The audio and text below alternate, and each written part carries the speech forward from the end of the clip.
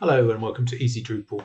So in the first video from this series, I showed you a really useful tool called Upgrade Status, which you can use to see what needs to be done to get yourself up from Drupal 8 to Drupal 9. And this is the screen that I'm showing you here. So the first thing we're going to do is remove any unwanted modules. So these are modules that we've installed at some point in the past. They're no longer compatible, so we may as well remove them if we're not using them. So that's what we're going to do today. So on our status page, we've got 5 modules there that are no longer installed.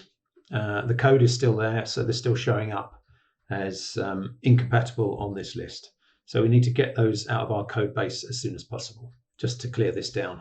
Okay, so we do that from the command line. I've made a note of the names of the modules, although I can probably find them in the command line as well. Just get over to the admin and I'll show you how we do it. Okay, so we're in our command line. We can now remove those modules, and the command is composer remove, and the name of the module, which in this case is juice box. That's that one removed, and the others.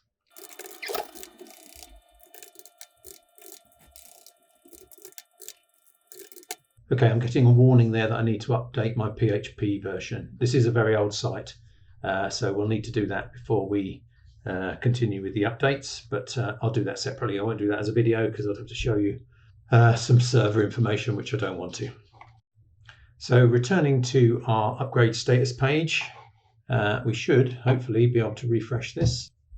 So on the upgrade status page, you'll see that under the remove section, those modules have now disappeared, apart from reCAPTCHA.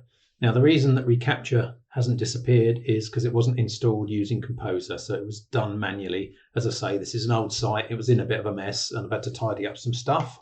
For example, I've had to update PHP, and I'm now going to go and manually remove reCAPTCHA. Be back in 1 second.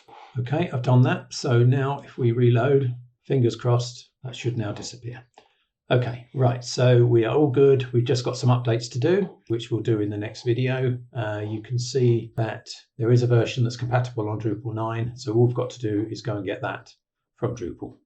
So we will do that on the next video, and I'll see you then. Thanks for watching. See you soon.